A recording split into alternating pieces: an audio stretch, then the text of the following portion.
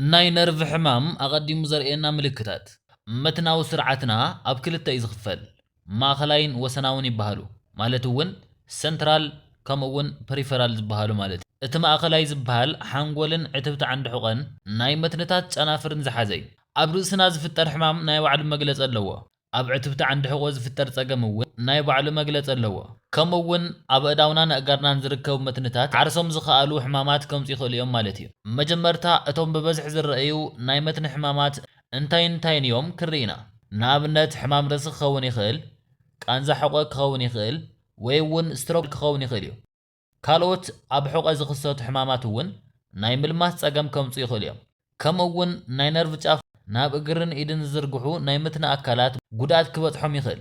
ከከም ናይቲ መትኒ ሕማም ከዓ ምልክታቶም ዝተፈላለዩ እዮም ካብቶም ሓደገኛ ዝኾኑ ናይ ነርቭ ፀገማት ክንብገስ እንተለና ንኣብነት ከም ስትሮክ ዝበለ ንርአ ኣብዛሕትኡ ግዜ ስትሮክ ከጋጥም እንተሎ ሃንደበታዊ ዝኾነ ምልክት እዩ ዘርኢ ፍርቂ ኣካልና ንምንቅስቓስ ምፅጋም ከምኡውን ክንዛረብ ናይ ምፅጋም ሽግር ከጋጥም ይኽእል ናይ ዓይኒ ምሽፋን ፀገም ዕሪ ዝተባኣሰ እንተኾይኑ ድማ ክሳብ ውነ ምስሓት ከብፅሐና ይኽእል ናይ ነርቭ ወይ ድማ መትኒ ሕማም ኣቐዲሙ ዘርእየና ንኣብነት ስትሮክ ኣቐዲሙ ዘርእየና ምልክት ኣብ ውሽጢ ሓንጎል ደም ምፍሳስ ፅኪ ክፍጠር ይኽእል ረኽሲ ከጋጥም ይኽእል ይኹን እምበር ኣብዛሕትኦም ናይ ነርቭ ምልክታት ብምንታይ ከም ዝመፁ ንምርዳእ ብሓፈሻ ናይ ምንቅስቓስ ፀገም ብሃንደበት ከጋጥም እንተሎ ፍርቂ ኣካል ወይ ሙሉእ ኣካልና ቃንዛ ክስምዐና ይኽእል ወነ ምስሓት ኣብ መሪት ዓይኒ እውን ፀገም ክፈጥሩልና ይኽእሉ ናይ ምስማዕ ፀገም እውን ከጋጥም ይኽእል ከምኡውን ናይ ምዝካር ፀገም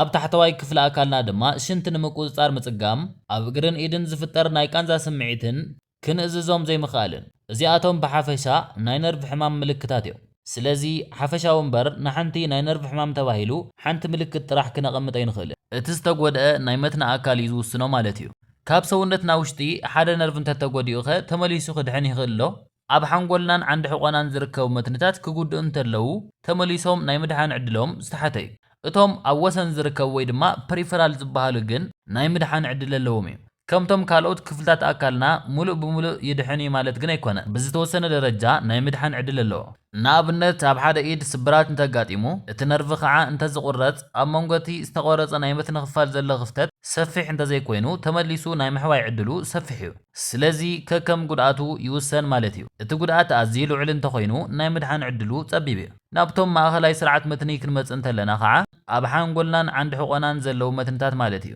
ሓደ ግዜ እንተተጎዲኦም ናይ ምድሓን ዕድሎም ፀቢብ እዩ እቲ ጉድኣት ቅልል ዝበለ እንተኮይኑ ክሓውዩ ይኽእሉ እዮም ነቲ ነርቭ ዝቐትል ዓይነት ጉድኣት እንተኮይኑ ግን ናይ ምድሓን ዕድሉ ኣዝዩ ንእሽቶ እዩ ማለት እዩ ናይ ሓንጎልና መትንታት እውን ንኣብነት ኣብ ሓደ መትኒ ጥቓ ዘሎ መትኒ እንተተጎዲኡ ናይቲ ዝተጎድአ መትኒ ቦታ ተኪኡ እቲ ዘይተጎድአ ናይ ምስራሕ ክእለት ኣለዎ ስለዚ ሽሕ እኳ ናይ ነርቭ ሕማማት ንምድሓን ዘፀግሙ እንተኾኑ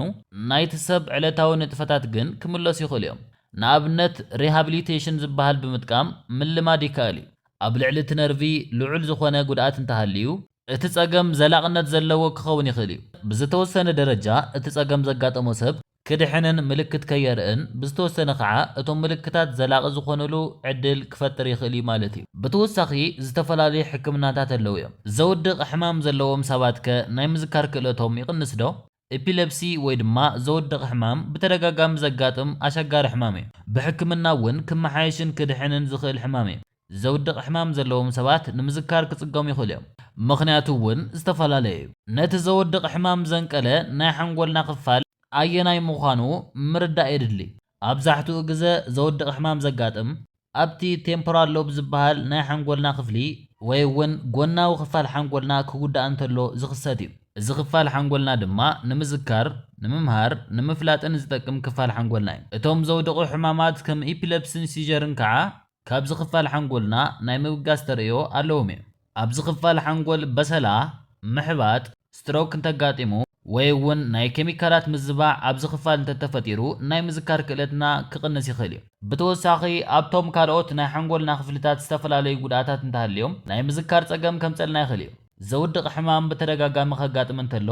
ብፍላይ እንተዘይተሓኪሙ ኣብ ሓንጎል ዝፈጥሮ ጉድኣት ኣለዎ እዩ ብሰንኪ እዚ ከዓ ናይ ምዝካር ክእለትና ክቕንስ ይኽእል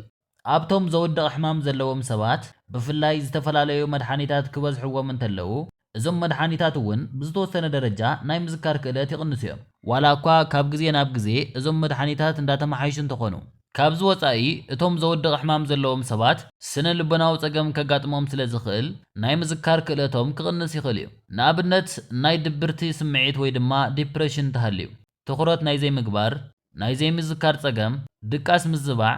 እዚኣቶም ኩሎም ናይ ምዝካር ክእለት ክቕንሱ ይኽእሉ እዮም። ናይዚ መፍትሒ ድማ ከከም መንቀልኡ ውሰን እዩ። መጀመርታ እቶም ምልክታት ንምቁፅጻር ዝፍተን ናይ ጭንቀትን ዲፕሬሽንን ምልክታት እንተሃልዮም ንዓኣቶም ምሕካም፣ ናይ ድቃስ ግዜ ምስትኽኻል ከምዚ ጌርና እውን ናይ ምዝካር ክእለትና ከመሓይሽ እንተዘይኽእሉ ከዓ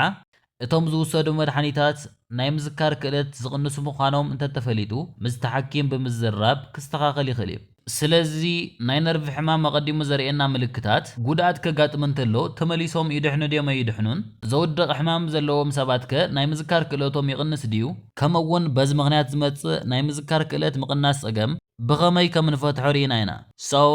as always, thank you for watching. Take care and see you soon guys.